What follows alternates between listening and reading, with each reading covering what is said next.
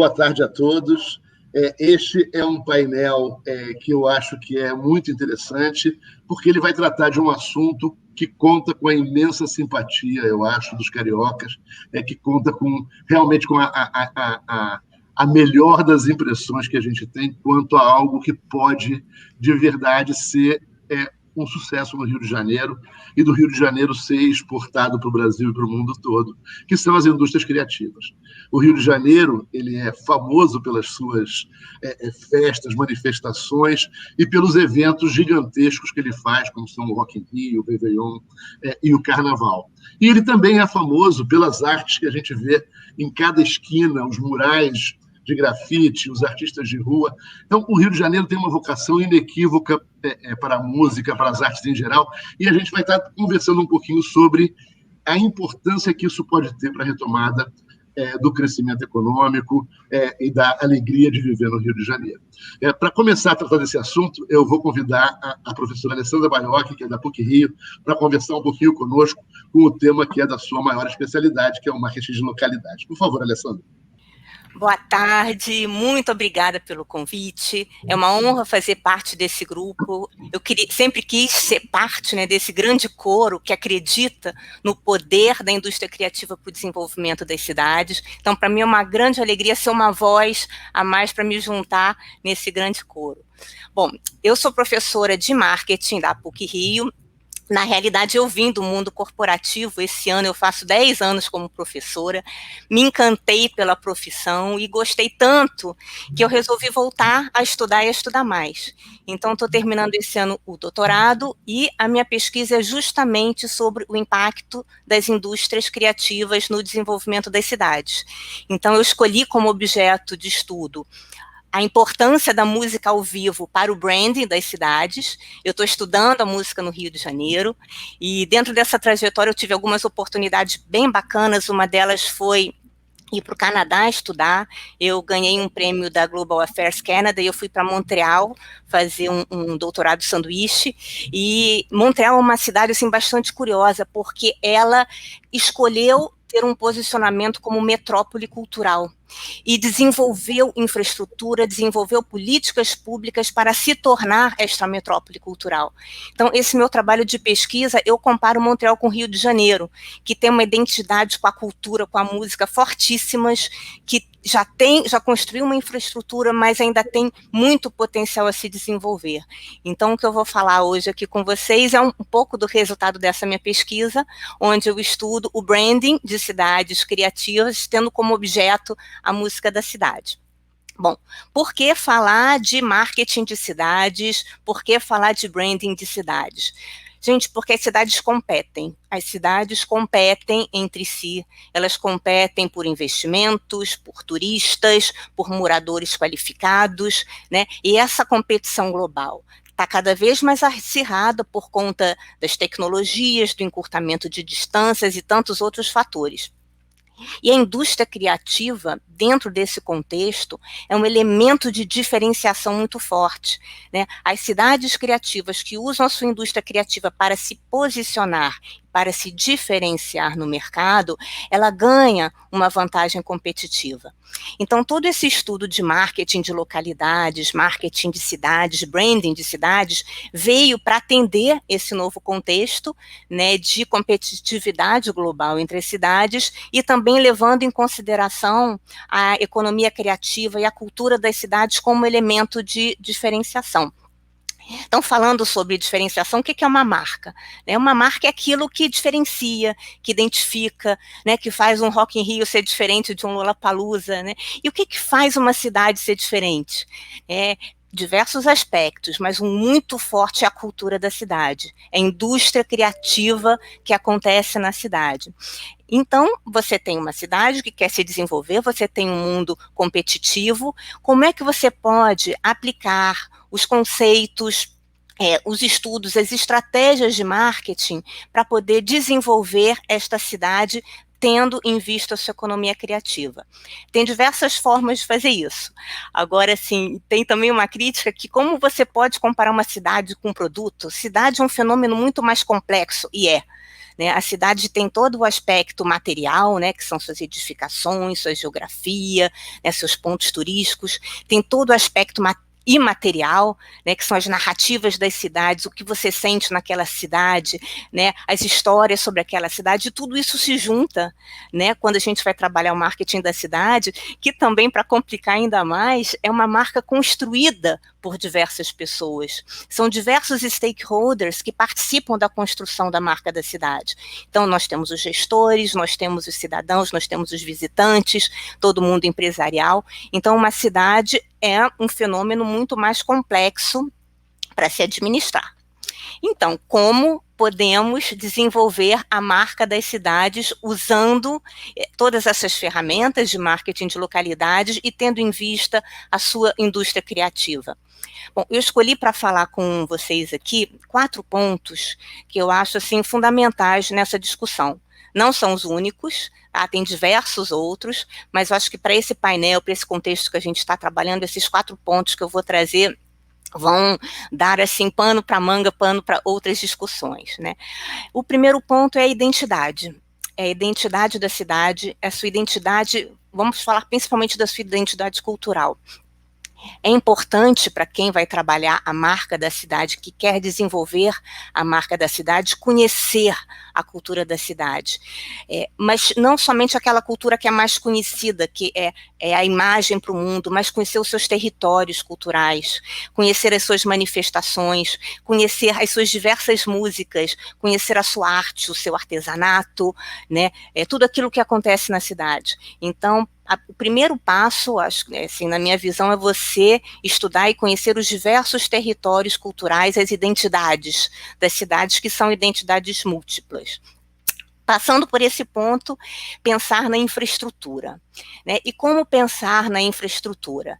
Pensar somente em construções grandiosas, não necessariamente, porque muitas vezes a gente já tem dentro da cidade, dentro dos territórios, diversos empreendedores criativos locais que já têm seus negócios funcionando, né? Então a gente precisa mapear onde é que estão esses pontos de cultura, onde é que estão esses empreendedores, onde é que estão esses espaços, e ver o que eles precisam, né, em termos de comunicação, em termos de transporte, em termos de infraestrutura bastante amplo, né? Às vezes, muitas vezes, o que falta é roteiro, né? A gente tem tanta coisa acontecendo na cidade, mas será que as pessoas sabem? Será que as pessoas sabem onde ir? Será que essa comunicação está bem feita? Então, assim, falando de infraestrutura de uma forma assim bastante ampla, eu não gostaria de pensar somente em grandes construções, em grandes obras, mas a gente conhecer aquilo que a gente já tem, né, saber onde é que estão essas pessoas, esses pontos, e trabalhar para que isso seja mais conhecido. Então, muitas vezes, trabalhar com roteiros, né, ajuda a trabalhar a infraestrutura. Bom, o terceiro ponto que eu não posso deixar de mencionar são os recursos, tá? Seriam os financiamentos para que isso aconteça. E estamos, assim, num cenário onde financiamento está cada vez mais escasso para todo mundo, né? Estamos todos vivendo um processo de crise onde os financiamentos estão escassos. E o que fazer, né, diante de uma circunstância dessa? Muitas vezes, assim, na minha pesquisa, o que eu ouvi do empresário foi o seguinte: eu não preciso que me deem dinheiro diretamente, eu só quero que me deixe trabalhar, né? Muitas vezes, desonerar quem empreende, né, o empreendedor cultural, é uma forma de você estar ajudando. Então, assim, às vezes é tão difícil, tem que ter tanta licença, tanta coisa para você fazer uma operação, fazer um evento, colocar uma coisa para frente, que a pessoa até se assusta, né? Então, muitas vezes a questão do financiamento está ligado a esta questão de desoneração, né, de facilitar a vida e o trabalho de quem quer empreender com a cultura e com a indústria criativa. E o quarto ponto que eu gostaria de falar é o planejamento. Tá? É muito importante para quem quer desenvolver a marca da cidade, tendo em vista a sua indústria criativa, ter um planejamento, ter o calendário, porque vai facilitar a vida de todos os setores envolvidos, do setor hoteleiro, né, dos restaurantes, que é muita coisa envolvida em indústria criativa. Então, quando você tem um calendário, você facilita o planejamento para você ter os fornecedores, para você ter a comunicação, para você ter um plano de mídia de longo prazo, para você poder falar com seus patrocinadores, e quando aquilo se repete, já entra no calendário da cidade, as pessoas já se planejam, já se projetam para viajar. Então, enfim, planejamento é um ponto assim importantíssimo para quem pretende desenvolver a marca da cidade, tendo em vista a sua indústria criativa. Então, só para fechar, né, eu falei sobre 4 pontos, falei sobre identidade, infraestrutura, financiamento e planejamento. Não são os únicos, não é uma receita de bolo, né, você trabalhar com cidades é uma construção conjunta, né, e o importante é você ter todos os stakeholders envolvidos com o objetivo, né, de usar o desenvolvimento da indústria criativa para o bem-estar das pessoas. Então é isso, gente. Muito obrigada por participar desse painel. Vai ser uma alegria conversar com vocês no final. Obrigada. Muito obrigado, Alessandra. Eu acho que a tua fala foi muito organizadora, né, do que a gente está querendo discutir. E eu imagino que identidade seja alguma coisa que, para algumas cidades, não seja tão fácil descobri-la, né? Mas para o Rio de Janeiro, eu acredito que essa dificuldade não existe. O Rio de Janeiro é uma cidade com sua identidade muito bem resolvida, eu acho. E embora sejam múltiplas identidades, como você bem falou, né? E essa multiplicidade só faz aumentar, né? O Rio de Janeiro, conhecido como sempre foi pelo carnaval e pelo samba, desde 1985 é conhecido também pelo rock. E para contar um pouco dessa história, desde como que o Rock in Rio, conversa com essa identidade cultural do Rio de Janeiro, a gente convida o Luiz Justo, que é o CEO do Rock in Rio. Por favor, Luiz. Jorge, obrigado, pessoal. Primeiro, é um prazer estar aqui nesse painel, falando sobre 2 grandes paixões da minha vida, que são as indústrias criativas, não é à toa que já estou aí há 11 anos, né, à frente desse projeto, que, de fato, né, tem essa vocação de levar felicidade para as pessoas, não só para os cariocas, mas para 60% do nosso público, né, das mais de 700 mil pessoas que vêm de fora do estado do Rio de Janeiro para viver naqueles dias do nosso evento. E a outra paixão, sem dúvida nenhuma, que é o nosso Rio de Janeiro. Então, poder estar aqui nesse painel, né, falando sobre os caminhos da indústria criativa, né, e o impacto que isso pode ter, né, no nosso Rio de Janeiro, sem dúvida nenhuma, é um grande prazer. Falando um pouco do nosso cercadinho, né, que são 36 anos já de Rock in Rio, né, do evento, quando a gente olha, né, eu acho que ainda falta um pouco, e a Alessandra colocou muito bem, acho que essa integração e olhar, né, do nosso setor como uma indústria verdadeira, de mobilização dos stakeholders e tal, a grande verdade é que acho que muito recentemente que começou a se encarar, né, de uma forma mais séria esse olhar, né, da vocação do entretenimento como, de fato, uma indústria limpa, né, uma indústria geradora de emprego, uma indústria de grande impacto econômico, que movimenta uma grande cadeia, né, que vem junto com o evento. A gente brinca, eu tenho o meu outro chapéu como conselheiro e um dos fundadores lá da Apresenta, que é a Associação de Produtores de Eventos do Rio de Janeiro, e a gente diz, né, que da mesma forma, né, que se falava que o petróleo era a nova indústria de riqueza e tal, a gente diz que o entretenimento é o novo turismo, porque, de fato, o entretenimento é um grande indutor. A Alessandra levantou muito essa necessidade de se ter um calendário, um planejamento, sem dúvida nenhuma, né, os grandes eventos, e, na verdade, não só os grandes, uma diversidade cultural planejada e com um calendário muito claro e bem definido, é um gigante indutor, né, de toda a cadeia, né, do turismo, que é uma cadeia, e eu falo sempre também sobre o quanto o Rio de Janeiro hoje já está preparado para isso, do ponto de vista de hardware, né? A gente teve, né, há pouquíssimo tempo, um grande legado que veio dos grandes eventos de Olimpíadas e Copa do Mundo, que ajudaram a preparar a cidade, que, do ponto de vista de recepção desses turistas, de hotelaria e tal, a gente vinha, né, historicamente, de uma grande riqueza natural, uma grande possibilidade de indução do turismo, mas faltavam equipamentos, e hoje em dia o Rio de Janeiro é uma das cidades mais bem preparadas e equipadas do ponto de vista de hardware. Estamos falando de cadeias hoteleiras, estamos falando de infraestrutura de transporte, mobilidade, e se de um lado a gente tem o hardware, Eu sempre brinco que do outro lado a gente tem o Peopleware, né? A gente tem, né, um povo maravilhoso, hospitaleiro, que recebe de braços abertos a símbolo aí do nosso maior símbolo de todos, do Cristo e tal, né? O turista, enfim, pela vocação natural que a gente tem de receber, de criar esses grandes momentos de entretenimento. Mas o que falta, talvez, né, nesse meio do caminho, né, é um pouco um software. E outro dia, conversando sobre isso, a gente fala que software é uma coisa que tem que ser atualizada o tempo inteiro, né? Não se instala, é a versão 1.0, 2.0, 3.0. De fato, um olhar de planejamento para que esse software possa, a partir do momento em que a gente tem uma vocação natural, e a gente tem um hardware, uma infraestrutura super preparada para isso, o que está faltando de vez para a gente poder deslanchar, né? E aí eu digo do ponto de vista numérico, de impacto, toda essa vocação natural que o Rio de Janeiro tem para isso. Eu acho que a gente tem uma oportunidade ímpar quando a gente fala, né, do brasileiro que gasta hoje no exterior 17 bilhões de dólares, né, em viagens internacionais e tal. A gente está num momento que vai vir, né, pós-pandemia, e que já acontece, que o olhar vai se voltar muito para o turismo interno.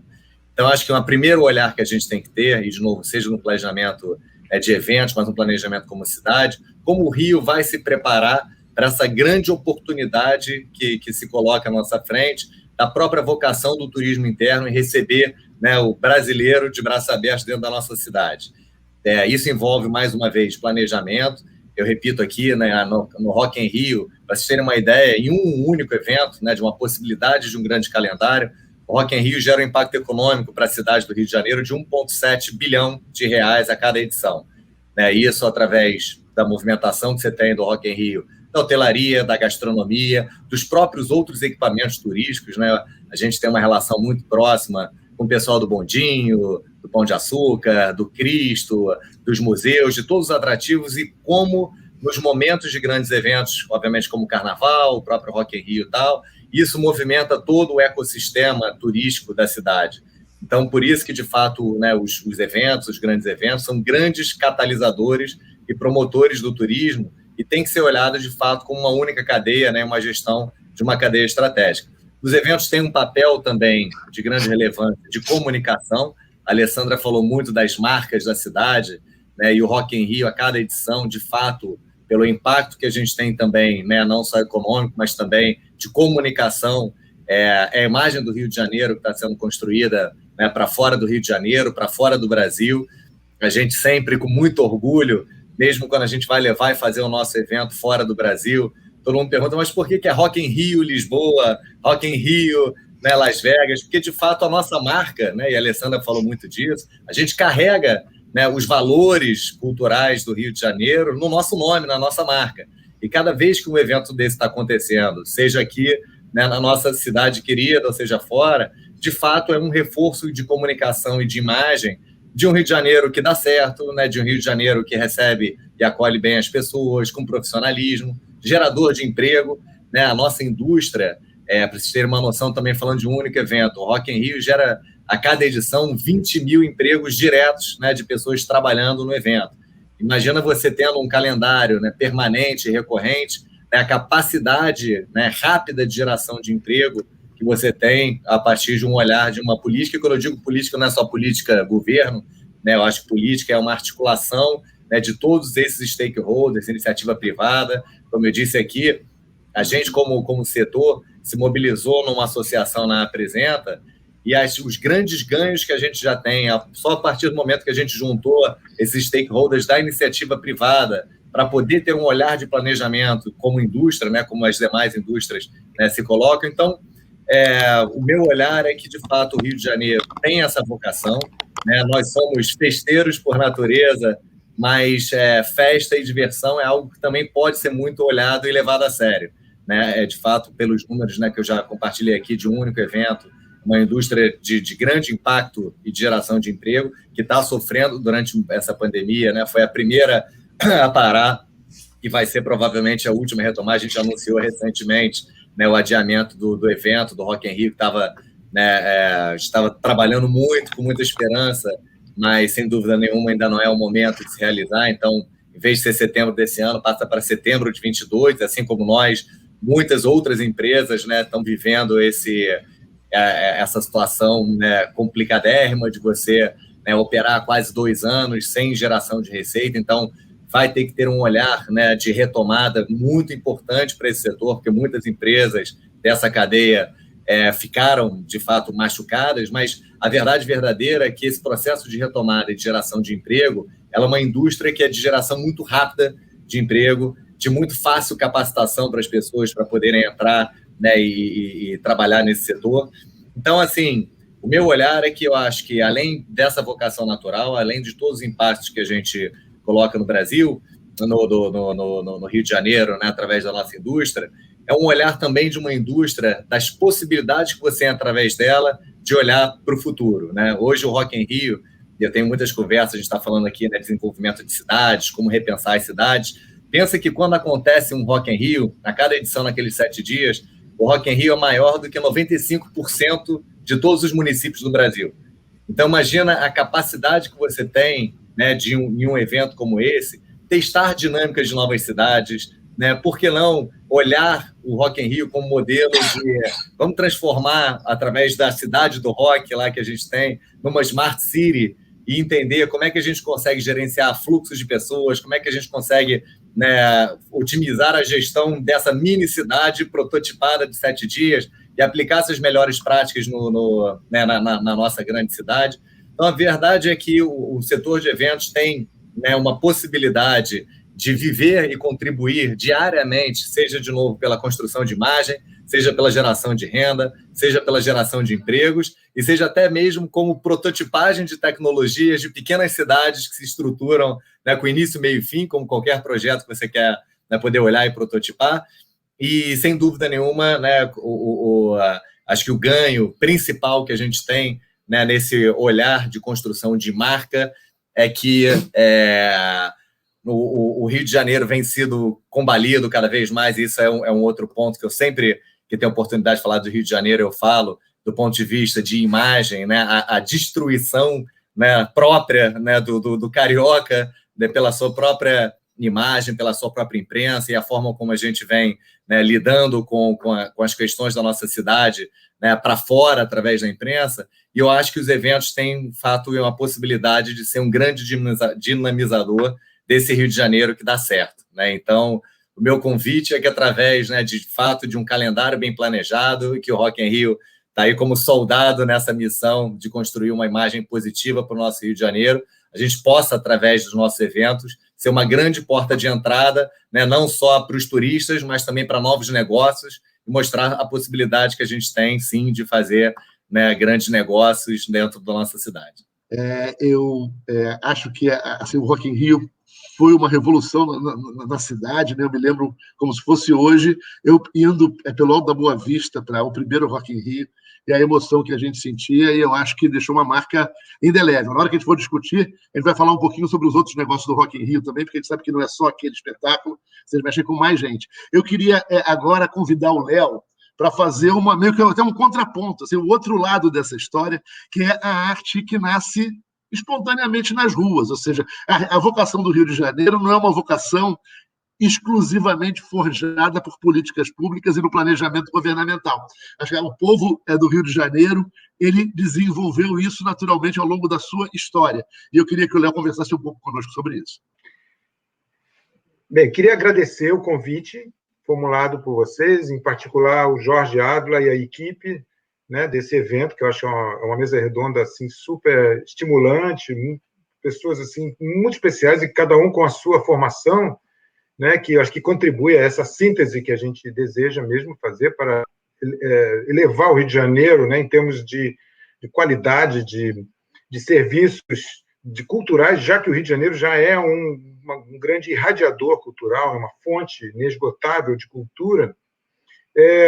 Bem, eu conheço o Jorge desde os anos 80, fomos colegas de engenharia, eu já estudava música, eu tinha pretensões musicais assim, um pouco ligadas a uma música mais, digamos, de elite, a música de câmara, né, a música de concerto, tocar em óperas, né, tocar em teatros, etc. E tinha esse interesse na engenharia de produzir instrumentos musicais, pensar, né, em coisas lúdicas, que também era uma coisa um pouquinho fora do comum dentro da engenharia. Bem, o fato é que daí surgiu essa experiência quando eu estava morando na Suécia. Eu morei alguns anos lá fazendo doutorado em acústica musical, e lá surgiu essa oportunidade, ou pelo menos essa ideia de juntar bicicleta, que era uma coisa que eu sempre usei, uso diariamente até hoje, mas na Suécia eu usava pesadamente, até no inverno, etc., e com a música. E aí podemos ver aqui a Ciclofônica em funcionamento, que foi esse grupo que eu criei em 1999. Podemos assistir aí o videozinho?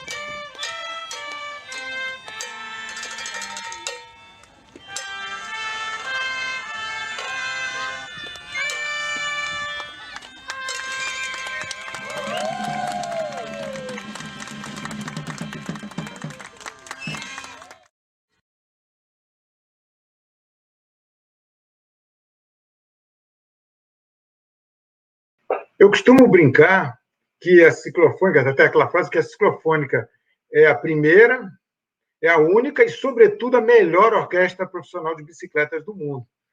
Então, essa criação da ciclofônica, quando a gente ouve, algumas pessoas acham absolutamente orgânico, alguma coisa mais ou menos natural que surge dessa maneira. Claro que por trás há muita preparação, há todo um cuidado, a gente tem que desenvolver os instrumentos, adaptar os instrumentos com essa trepidação. Se for um instrumento mais frágil, ele simplesmente não aguenta.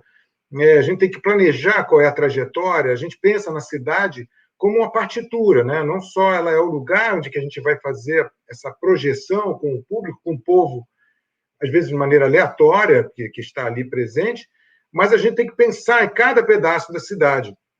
Então, quando a gente forma um grupo, a gente pensa, claro, inicialmente, quais vão ser os instrumentos, qual vai ser a música que a gente vai tocar, quem são os músicos e o público. Nesse caso, a gente coloca mais um componente, que é a cidade, o espaço. E a gente pode tocar em qualquer lugar, né? A gente pode tocar em praças, em centros culturais, dentro de shoppings, em parques, nas praias, no Maracanã. A gente tocou nas Olimpíadas, né? Nos Jogos Paralímpicos, a gente fez algumas apresentações. Quer dizer, e a pergunta que as pessoas às vezes fazem assim, mas por que tocar em movimento? Eu falei, escuta, você vai ver, a música é diferente. A música em movimento, ela tem mais uma dimensão, ou mais do que uma dimensão. Por isso que até nós nunca conseguimos gravar um CD, um DVD, porque não é possível. A gente precisa de muitos, depois, players para tocar alguma coisa próxima do que é, porque é uma outra, digamos, uma música que tem mais dimensões.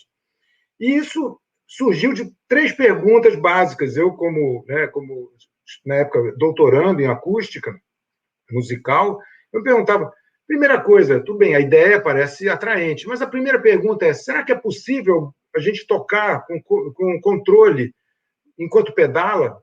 Porque pedalar envolve você usar grupos musculares, grupos, né, nervosos, né, etc., de maneira sincronizada. Será que a música fica escravizada, como é no caso de a pessoa marchando, né? Quando um militar está marchando naquele passo, ele não consegue tocar em outra andamento.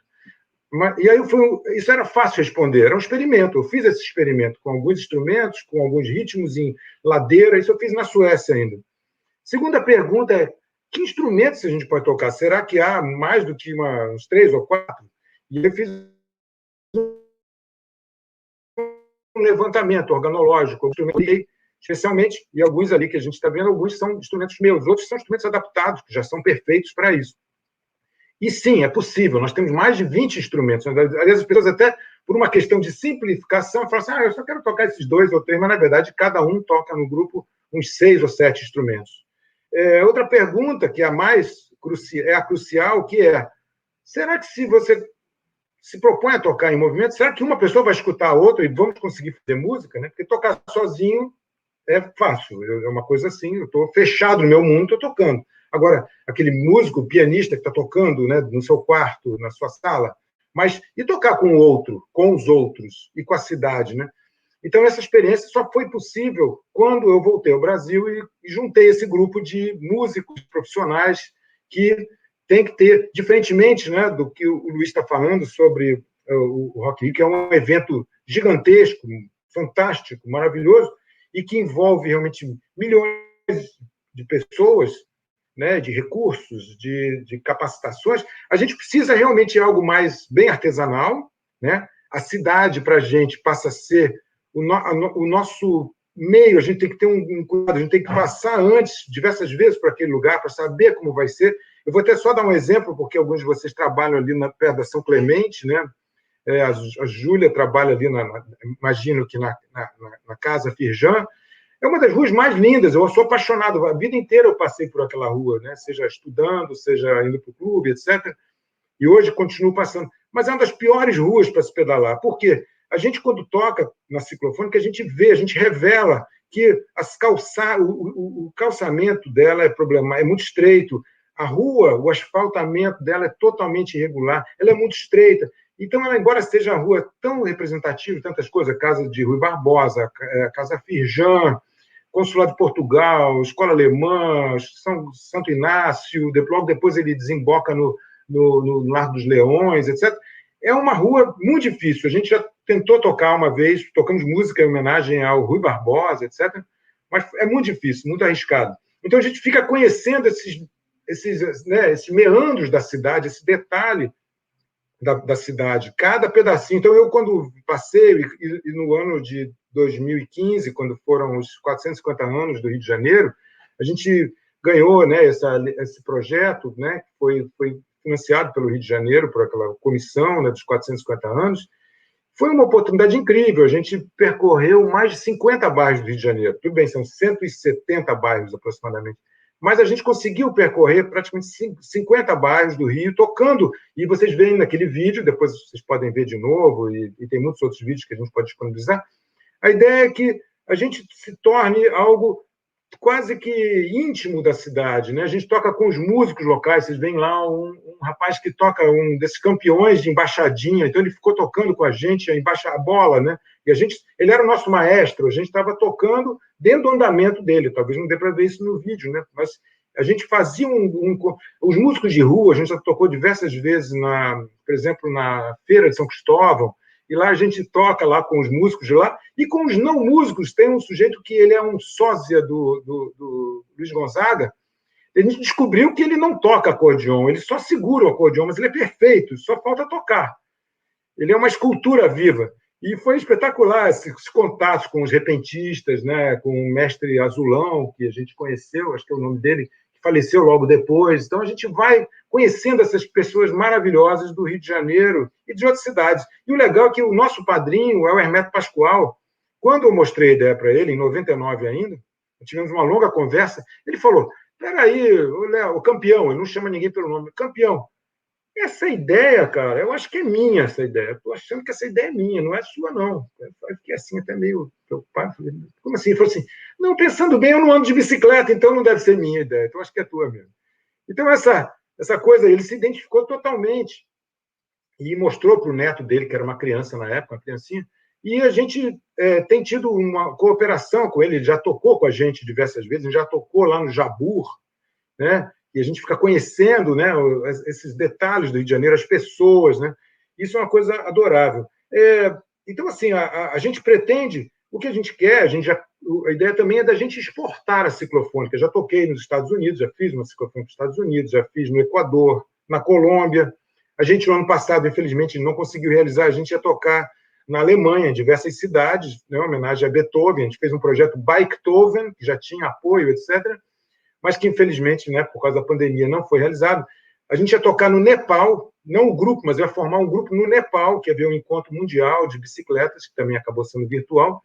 Então, acho que é isso. É mais um caso de que a gente consegue criar algo que eu acho que só no Rio de Janeiro poderia ter sido não só pensado, não digo pensado, mas realizado, né? Houve uma abertura, nós tínhamos músicos que andavam de bicicleta, dispostos a fazer isso, mesmo sem nenhuma perspectiva de cachê, e depois nos tornamos um grupo profissional. A gente, hoje em dia, não sei se é bom ou ruim, a gente só consegue tocar com cachê. As pessoas só estão disponíveis quando surge o cachê. Não tem cachê? Não posso, vou dar aula, etc., porque são todos músicos de orquestra, professores universitários, etc. Mas é um grupo profissional. Isso é uma coisa muito bacana. Então, estamos prontos para tocar pelo mundo, e não só isso, né? Eu acho que é capacitar pessoas. Já tentaram, ou já fizeram pequenas adaptações, né? Cópias do grupo, né? No bom sentido, a gente estimula isso, a gente disponibiliza os instrumentos que eles quiserem, e é isso. E só assim, um pouco mais além disso, a gente, por exemplo, nesse momento eu estou envolvido com um projeto que é aquele Musical Roads, que vocês devem conhecer, que é você colocar um sonorizador na estrada para fazer tocar uma música, não sei o quê. Então, esses dias eu fiz um programinha que transforma uma música, uma onda, nesses espaçamentos, que é uma coisa mais ou menos banal, né, dentro da área de acústica. É o que a gente faz de acústica, é isso mesmo, tentar representar os sons de maneiras diferentes. E isso, então, estamos on the road. O meu sonho é que a gente construa uma dessas musical roads e que a própria ciclofone, cada bicicleta que passe, toque uma música. Quem sabe, o Cidade Maravilhosa, a gente possa tocar em algum lugar, né, por aí, pela cidade e pelo mundo. Então, estou aqui à disposição para a gente conversar e aprender com vocês também. É uma experiência, para mim, ímpar participar. Obrigado, Léo. Essa ideia de botar a música em movimento, ela não é nova, né? O nosso carnaval, desde sempre, ele é música se movendo, né? Os trios elétricos que surgiram em Salvador também, que Rio de Janeiro, de alguma maneira, contribuiu com a inspiração do que é desse carnaval de música móvel, que é muito bacana. E eu acho que tem uma dimensão dessa questão da mobilidade, que é a associação mesmo com o espaço físico da cidade. Eu fico pensando na relação que existe entre o carnaval, a ciclofônica e a música, o samba que nasce batendo na caixinha em cada botequim do subúrbio carioca. Então, eu acho que a gente vai ter chance de conversar pelo menos um pouquinho disso daqui a pouco. Antes de mais nada, para fechar as falas do nosso painel, eu queria convidar a Júlia, por favor, Júlia Zado. Ela é da Casa Firjan e é a especialista em indústrias criativas e tem um monte de informação para passar para a gente. Por favor, Júlia. Obrigada, Jorge. Obrigada, Rede Tecnologia, aqui pelo convite, todos os parceiros desse evento que estão pensando em como é que a gente vai fazer um Rio de Janeiro para pensar no futuro com várias frentes, né? E a frente de economia criativa, ela é uma frente que realmente a gente trabalha na Firjan há muito tempo. Eu já trabalho com ela há muitos anos também, na PUC, como na carreira acadêmica.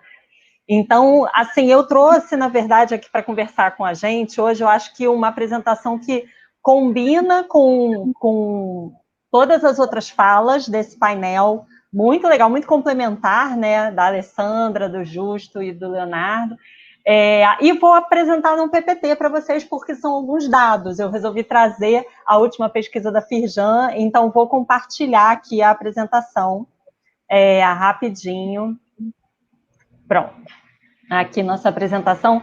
E eu acho que assim, é importante a gente falar de que contexto, né, a gente tem falado, todo mundo aqui está conversando sobre que contexto não só da economia criativa, mas de uma nova economia, né, de uma nova economia com novos comportamentos, novas tecnologias, novos valores, novas formas de consumo. E o interessante também é pensar que essas transformações elas já vinham ocorrendo na vida no mundo pré-pandemia, né? Obviamente, a pandemia ela nos fez acelerar, nos fez perceber que a gente precisava mudar, senão a gente não ia sobreviver às novas tendências, né? E aí a gente tem muitas dúvidas em relação ao mercado de trabalho, por exemplo. A gente, na Firjan, trabalha com, né, cursos Senai, SESI, formação de executivos no IEL. As profissões do futuro são uma dúvida, né? Como é que a gente vai formar as novas competências? Como é que os novos negócios vão se configurar? Agora também, nesse último ano de 2020, a gente viu muitas mudanças em modelos de negócios, mudança do que se espera de um líder de uma empresa, por exemplo. E eu acho que, assim, essa conversa que a gente está tendo aqui, ela fala de uma transformação que não é só na economia criativa, mas acho que a economia criativa é um dos setores que faz com que o Rio de Janeiro consiga se repensar, né, daquela forma resiliente, em construir agora um novo caminho para esse desenvolvimento do Estado. E aí o nosso propósito lá na Casa Firjan, de onde eu falo, né? Eu falo da Casa Firjan, que é aquele espaço lá em Botafogo, que o Léo citou, comentou. A gente está na Guilhermina Guinle, num casarão tombado, junto com um prédio super inovador, de arquitetura inovadora e com conteúdo todo inovador, com Fab Lab, Maker Spaces e tal. Por que isso, né? Qual é o nosso propósito? Por que a Firjan pensou na Casa Firjan? Ela precisa ter um espaço de inovação para tentar entender os sinais fortes e fracos de tendência de futuro, né? A gente tem um lab, tem tendência de futuro junto com todas as equipes de pesquisa já que existem na Firjan. Para quê? Para a gente se conectar com esse futuro que vem arrebatador e entender como é que hoje a gente precisa mudar, quais são os desafios que hoje a gente precisa mudar para a gente encarar uma sobrevivência mais fácil das empresas que a gente tem hoje, né? Mais saudável das empresas que a gente tem hoje. A gente faz isso lá na casa, a partir de 6 programas, 2, esses aqui branquinhos, que pensam muito a sociedade, de maneira geral, como é que a gente vai pensar em soluções para a sociedade, com a sociedade, outros, esses aqui em azul, que representam produtos e serviços para a empresa, né? Como é que as empresas, os profissionais, os líderes vão pensar em como é que nessa transformação toda fundamental. E aí esse painel aqui me trouxe essa pergunta, quis colocar a pergunta aqui, como e por que a economia criativa deve ser encarada, né, como esse fator de desenvolvimento, se é isso que a gente acredita, eu acho que todos nós aqui acreditamos. E aí eu comecei com o porquê. E aí eu vou trazer o mapeamento da indústria criativa, que já é uma pesquisa que a Firjan realiza há mais de 10 anos, e é muito interessante porque, por mais que ela já esteja um pouco, o último dado que eu tenho aqui é de 2019, a gente é importante ver que a tendência que aparecia em 2019 já era uma tendência de transformação na economia criativa. A gente realiza essa pesquisa de 2 em 2 anos, era para ter acontecido em 2020, não aconteceu porque a base de dados ia ser 2019, ainda pré-pandemia, então a gente achou que não fazia sentido, vai realizar então em 2021 a próxima edição da pesquisa, da série histórica, entendendo então o perfil dos profissionais criativos e do PIB criativo. E aí, para pensar rápido aqui com vocês nessas tendências, a gente via que o Brasil já vinha numa crise econômica, né? Assim, e o Rio de Janeiro mais ainda. A gente vinha de fechamento de estabelecimentos e demissão de pessoas, e a gente ainda não tinha conseguido se reestabelecer quando foi impactado aí por essa pandemia. E a gente já tem diversas perguntas, né, que têm aparecido. Como é que a digitalização está mudando o nosso mundo? A gente tem novas tecnologias que estão mais acessíveis. A gente tem visto mudar essa lógica de concorrência, mudar o canal. Como é que eu chego no meu consumidor? Quais são os pontos de contato? As novas formas de trabalho, os novos modelos de negócio, perda de força das mídias tradicionais, né? A gente já vem vendo que o padrão de confiança hoje, de você passar uma informação, enfim, é super diferente. Aumentou muito o volume de dados, né? A gente sabe que quem consegue trabalhar esses dados hoje tem um posicionamento, enfim, muito mais efetivo em relação à sociedade, ao mercado consumidor. E hoje, de quem que a gente está falando, então? Hoje não, né? Lembrando que esses dados, eles podem sofrer uma queda, porque esses dados são de 2019, eles devem sofrer como todos os outros setores da economia que se retraíram. A gente está falando de quase 1 milhão de profissionais criativos, que são 10 maracanãs lotados. E quem são esses criativos? E aí, desde os designers, publicitários, até programadores, editores, pesquisadores, todos que trabalham com a criatividade. E como é que eles se comportaram nesse período? Interessante ver essa série histórica. A gente tem 2013 em relação a 2011, 15 em relação a 2013 e 17 em relação a 2015. A gente via que aqui essa primeira é o total do mercado, a variação do PIB, e aqui a indústria criativa. A gente vê que, por exemplo, a indústria criativa sempre teve, né, historicamente, um perfil de crescimento maior do que o total do mercado. A gente viu que quando a crise chegou, a economia criativa conseguiu se manter ainda produzindo bens e serviços, contratando mais do que a média do total do mercado, mas a gente viu também que agora, isso já na crise pré-pandemia, a gente tinha acompanhado o total do mercado na queda de PIB. Mas o que a gente tinha percebido de tendência é que a gente já se preparava para essa transformação digital, a gente já tinha alguns postos de trabalho novos, e muitos que falam dessa coisa dos dados, né, de eu entender, análise de pesquisa de mercado, analista de negócios, mídia eletrônica, designer gráfico, de produto, de moda, programador, gerente de TI, esses foram os profissionais criativos que foram contratados. Cresceu, então, essa busca por profissionais ligados ao foco no consumidor, digitalização, porque eu quero entender quem é o meu consumidor, eu quero gerar experiência, o Justo falou muito sobre isso, eu quero gerar dados, eu quero ser mais digital para ter mais acesso. E aí, aqui é como a gente organiza hoje essa economia criativa. A pesquisa está disponível no site da Firjan para quem quiser baixar. Eu vou passar rápido aqui, por exemplo, o que são? A economia criativa tem consumo, cultura, mídias e tecnologia. E aí a gente tem o PIB, quanto que representa no 100%, muitas atividades de consumo, publicidade, arquitetura, design e moda, muito representativas aí. Depois as de tecnologia, infelizmente, bem menos as de cultura, por exemplo, expressões culturais, patrimônio, arte, música e artes cênicas. E eu queria passar rapidamente aqui no como. Então, por que, né, que a gente tem que entender que é desenvolvimento, sim, economia criativa? A gente, então, foi impactado sobremaneira também, os outros convidados já falaram sobre isso, mas isso aqui é uma pesquisa do Observatório de Economia Criativa da Bahia.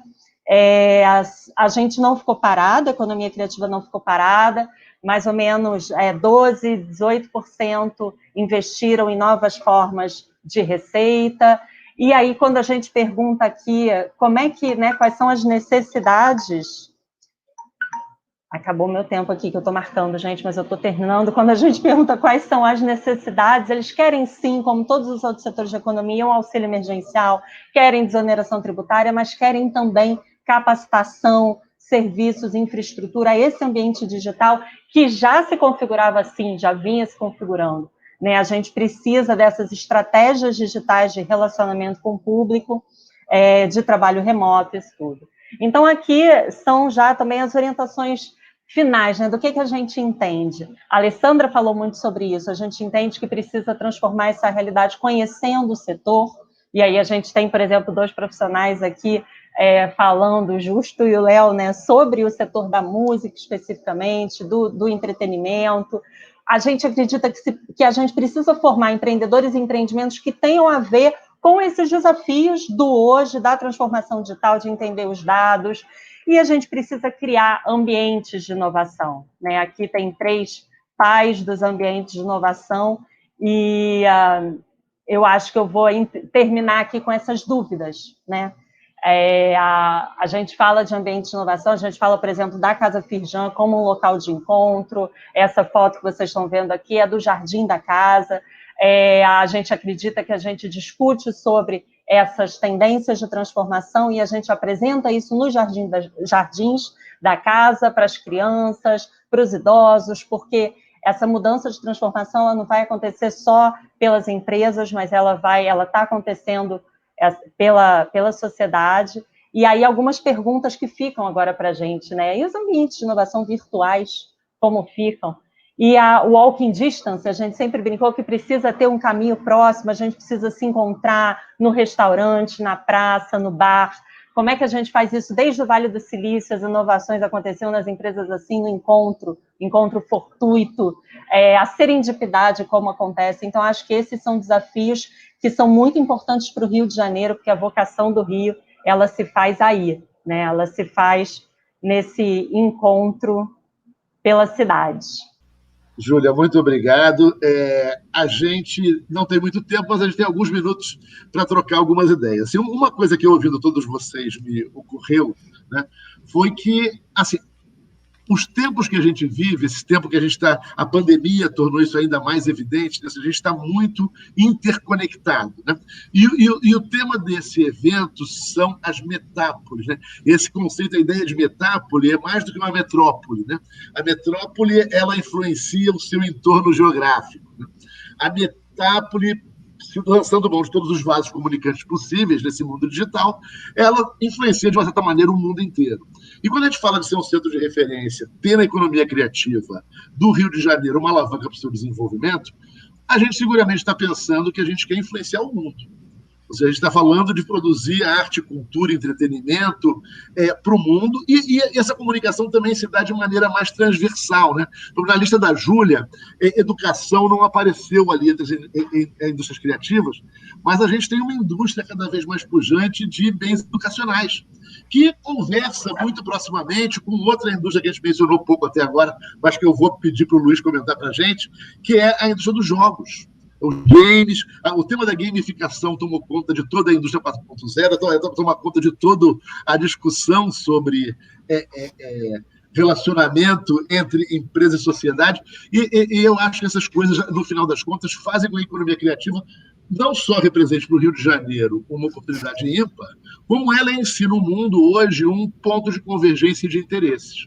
Ou seja, há muita gente prestando atenção, isso já não é mais pura e simplesmente o entretenimento. Tem uma relação muito forte com o desenvolvimento de pessoas, com o desenvolvimento de perspectivas profissionais e economia. Então, eu queria deixar vocês um pouco livres para comentarem um pouco sobre como que vocês veem essa relação do Rio de Janeiro com o mundo e como que vocês veem a questão da gamificação, dos games. E para o Luiz, eu ainda colocaria uma pimentinha perguntando o seguinte: a discussão sobre jogos de azar, jogos de apostas em dinheiro, como é que vocês enxergam isso no Rio de Janeiro? Será que seria bom para o Rio de Janeiro, para a indústria criativa do Rio de Janeiro, para a indústria cultural do Rio de Janeiro? Vamos lá, vamos na ordem. Então, eu vou passar na mesma ordem que a gente percorreu, e aí a gente encerra. Tá? Então, primeiro, Alessandra, por favor. Falando sobre articulação do Rio de Janeiro com o mundo, eu vou pegar, né, mais para o meu lado, né, de marcas de cidades e marketing de cidade. Porque para você se colocar para o mundo, você tem que conhecer a sua identidade, você tem que ter uma projeção de marca, né, interna. Então, assim, o Rio de Janeiro é uma cidade incrível, uma cidade criativa, uma cidade que precisa se articular mais.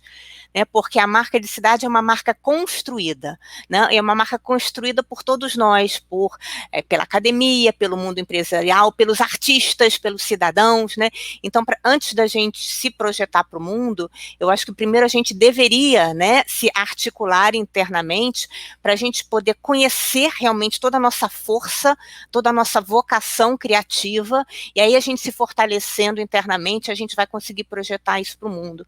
Eu acredito muito nisso, né, do interno para o externo.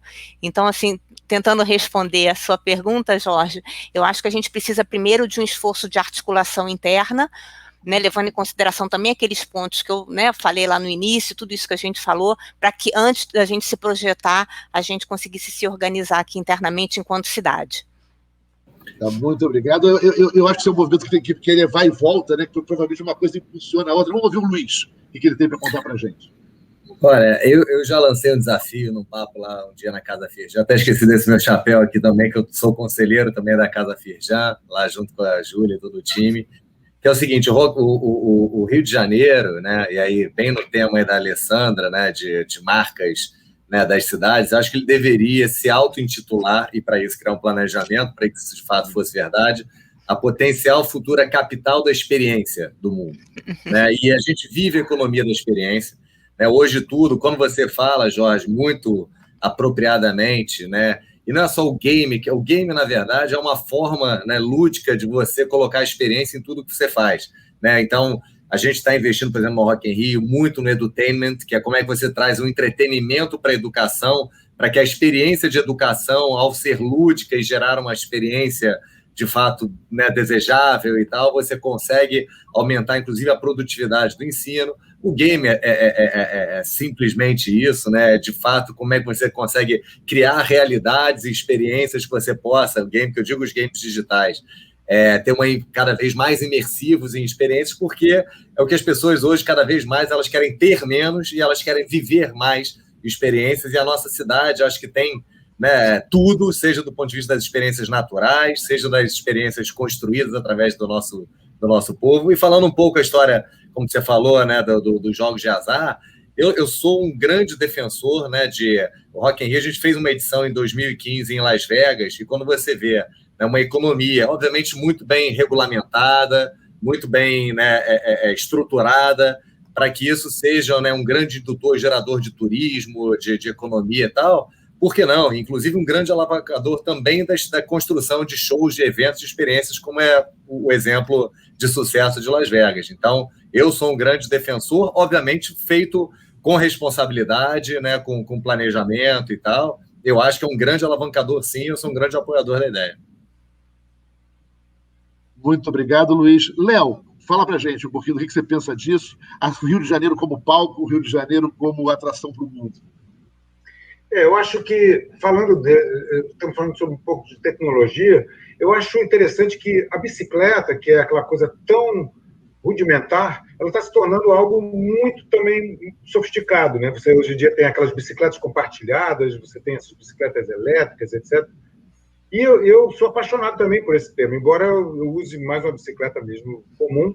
E agora eu estive na Alemanha, eu fiquei 3 meses praticamente em Detmold, desenvolvendo um conjunto de instrumentos também que seriam feitos, né, em impressão 3D, que a ideia é que a gente consiga compartilhar. Estamos vivendo, né, e assim, agravado por essa pandemia, uma necessidade de sabermos e querermos, né, estarmos dispostos para o sharing, né, você compartilhar as coisas. E, então, com isso, eu desenvolvi diversos instrumentos, praticamente 15 instrumentos que a gente fez em impressão 3D, que a gente pode compartilhar. Então, junto com essas bicicletas, a gente está pensando em fazer isso, que é engraçado que quando eu falo isso, a pessoa fala assim, mas você tem umas ideias muito, muito diferentes. Eu falei assim, lá no Rio de Janeiro ninguém acha demais diferente, porque eu acho que o carioca tem um pouco isso, talvez seja o processo histórico dele. Eu acho comum isso, né? E foi engraçado, falei assim, mas vocês são tão excêntricos no Rio de Janeiro, são tão assim fora da caixinha, né? Pensam nas coisas, né? E essa é a ideia, né, de que a gente transforme o ciclismo numa experiência também educacional, porque para você andar na rua, não é brincadeira, né? Você não está mexendo com coisas seguras, você está mexendo com uma série de questões, não só de regulamentos, de segurança, de física, matemática, tem tanta coisa que você pode ensinar, não só dando assim, alertas, né? Mas ensinando mesmo. E eu gosto muito de fazer isso com a música. Eu acho que a música, eu acho que a música tem essa dimensão educacional. Eu toquei, como eu falei, o oboé, que é um instrumento extremamente caro, elitista, e toquei com Plácido Domingo, por exemplo. Meu sonho era tocar um dia numa ópera, e toquei, né? Eu fiz um solo de corno inglês com o Plácido Domingo, para mim foi uma coisa maravilhosa, etc. Mas eu acho que, para além desses sonhos, que também devem ser também cultivados e realizados, é possível, a gente também tem que ter sonhos também mais simples, né, de como viabilizar instrumentos para as pessoas, né? Você pode, através da música, viabilizar, ao contrário de restringir, né? Você tendo, por exemplo, o oboé, que é um instrumento que custa, digamos, milhares de dólares, eu consigo fazer um oboé de $1 e toca, e tem som de oboé. Claro que ele não é um oboé que você possa tocar numa orquestra normalmente, mas esse é o caminho. E eu vejo esse exemplo da bicicleta, né, pensando assim na minha aldeia, na minha aldeia. A bicicleta é aquela coisa que todo mundo pode ter uma bicicleta. Você pode, né? Eu estive na Holanda na semana passada, né, de passagem, quando retornamos para cá, a gente estava brincando, quantos cadeados você precisa ter na Holanda para segurar uma bicicleta, né? Aí você, eu boto só um, porque também se tiver que ir, vai, etc. Então, assim, a bicicleta é a coisa mais simples do mundo, né? Parece, hoje em dia, né? A gente consegue construir uma bicicleta de bambu, impressão 3D, etc. A música também tem que ir por esse caminho. E é isso, eu acho que é uma boa estrada essa que a gente está fazendo. Além de que há tantas outras formas, né? Mas eu vejo que dá para colocar tecnologia, né? Colocar gamificação também, andar de bicicleta, a gente pode fazer simulações, a gente ensaia às vezes por simulação. A gente não está junto e está ensaiando à distância. Bacana, Léo. Júlia, conta para a gente como é que você vê esse tema do Rio de Janeiro se lançar através da cultura para o mundo e a importância, talvez, a atenção que as autoridades tenham que dar para tornar isso possível, né? Olha, eu anotei várias coisas aqui de todo mundo falando. Eu acho que os jogos, eles são uma competência muito legal para a gente aprender. É claro que eles já vinham, como eu mostrei as tendências, já vinha crescendo. Agora, na pandemia, todo mundo que tem uma criança em casa viu o potencial do jogo para, como o Justo falou, ser experiência de educação, experiência de treinamento para empresas. Então, isso já está dado, né? Uma transformação que a gente estava vendo lá no futuro, hoje já é realidade. E uma coisa muito legal da área dos jogos, além de ser esse grande potencial em várias cadeias, é das competências complementares, né? Você precisa do sujeito que programa, você precisa do sujeito que ilustra, você precisa do outro da lógica de games. Então, assim, eu acho que as competências complementares, elas são fundamentais nos jogos e de tecnologia, junto com a área criativa de arte. Então, acho que é um setor que, assim, só vai crescer e a gente tem que estar preparado para isso. E para falar do Brasil em relação ao mundo, concordo com o que foi dito aqui, que a gente precisa aprender, né? A gente precisa estar nas redes. O Brasil desde sempre esteve nas redes mundiais com a música, por exemplo, com diversos produtos nossos. A gente tem possibilidade de estar lá pau a pau, mas a gente ainda não faz isso muitas vezes de forma profissional. A gente, por exemplo, no Reino Unido tem aquela instituição Sound Diplomacy, que desde o início da pandemia estão lá nas parcerias público-privadas pensando em como vão minimizar os impactos para os músicos, como que as atividades de música vão continuar abertas, enfim, com praticamente caixas de ferramenta, né, toolkits para as cidades se organizarem em relação a isso e interlocução. Mas eu concordo com o que a Alessandra falou, a gente precisa antes olhar para dentro. A gente não tem o famoso capital social, a gente tem muito pouca história da articulação de uma visão compartilhada de futuro. Acho que algumas iniciativas a gente já tem no Rio de Janeiro, no Brasil, muita gente pensando o desenvolvimento das cidades a partir da camada de inovação e tecnologia, e o Rio de Janeiro precisa pensar na inovação e tecnologia e precisa pensar na capital criativa, né, capital da experiência, como o Justo falou. Eu acho que se a gente conseguir construir uma visão compartilhada desse futuro, parceria público-privado, terceiro setor, lá na Casa Feijão a gente está tentando, com o Pensa Rio, ser um receptor de ideias e propostas para mudar o Rio de Janeiro, porque é difícil, a gente sabe que está, mas a gente acredita que pode mudar. É isso aí, obrigada, gente. Gente, acho que nosso painel está chegando no fim. Eu só queria me ocorreu uma lembrança. Na cidade de Amsterdã, existe um museu da cidade de Amsterdã, que não é um museu dos mais visitados, mas tem várias histórias de Amsterdã. E uma das histórias de Amsterdã é que houve um movimento das bicicletas brancas. E a ideia das bicicletas brancas eram bicicletas como essas do Itaú, só que elas ficavam jogadas em qualquer lugar, não eram presas em nada. E a ideia é que você se locomoveria, largaria a bicicleta ali, o próximo que precisar pega, e etc. Eu acho que para a gente não ficar com tanta dor, achando que de coisas assim, isso não deu certo em Amsterdã. Roubaram todas as bicicletas brancas e pintaram de outras cores. Assim, eu acho que a gente tem sim que olhar para dentro, a gente tem sim que se preparar, mas eu acho que a gente já tem muita coisa para mostrar. Então, eu acho que essas coisas podem andar para e passo e uma ajudar a outra, ou seja, junto com o reconhecimento vem provavelmente renda, vem oportunidade, e isso ajuda a gente a se olhar, a se aperfeiçoar, a ter menos miséria, a ter menos violência. Eu falando isso, eu queria agradecer muito a todos os painelistas, acho que foi um painel muito simpático, muito divertido, e acho que aponta caminhos bons para a gente.